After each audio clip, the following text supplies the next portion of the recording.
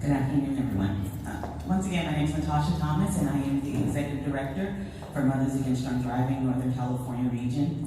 And I come here with a humble heart and a great debt of gratitude to Franz and Dave for all of the work that they have done.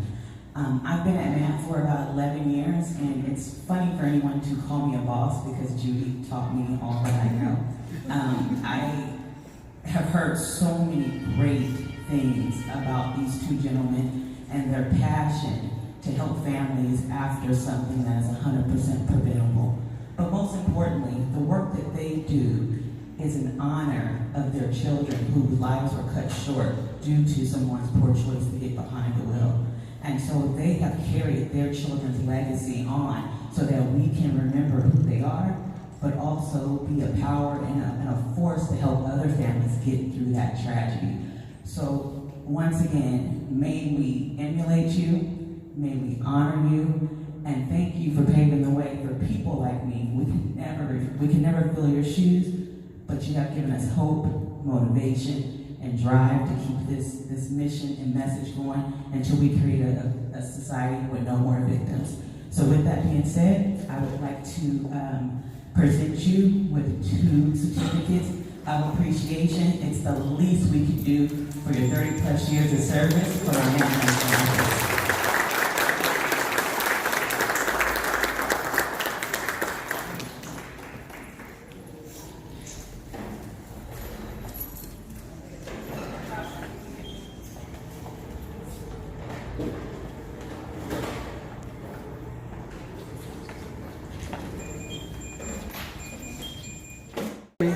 The loss of my son, you mean? This happened in 1982 in November. He'd already graduated from high school. He was attending Delta College. He was taking a night course at the Tracy High School. And when it released, he went from there. He was going to go to a part-time job, but on his way, a drunk driver ran a stop sign and hit John's car and killed him and ran.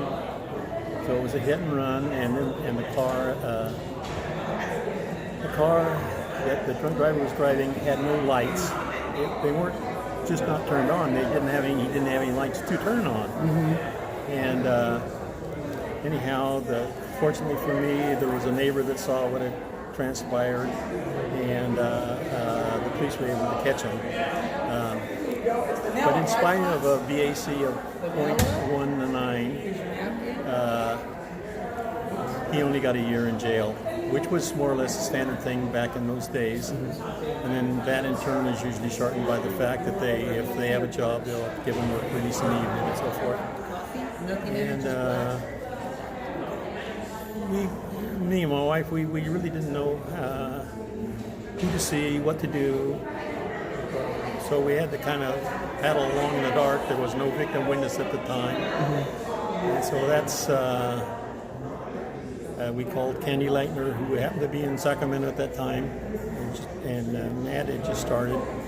She gave us some assistance and some ideas on what to do and so forth. And we went on from there and established a chapter here in the county. That's basically my story. So it's my friend Franz. Hi, Franz. Do you mind sharing the story behind why you got involved with MADD? The way I got involved with MADD, the 2 things that tell. The day, June 1st, 1985, when somebody who was running a fundraiser for a charitable cause at the Stockton Ballroom left at the end of the program. A friend asked him if he could drive or if he hadn't had too much. The standard answer for that is always, I can drive. He got a few hundred yards down the road, across Thornton Road, and hit the car my girls were driving head on.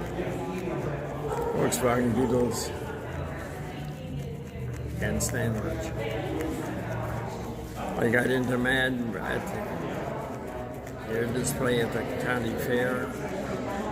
There was a victim there who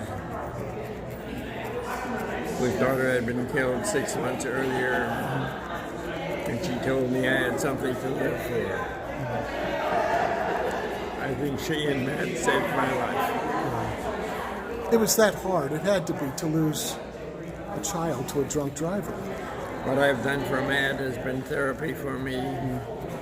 I never felt it was a burden or something that was necessary.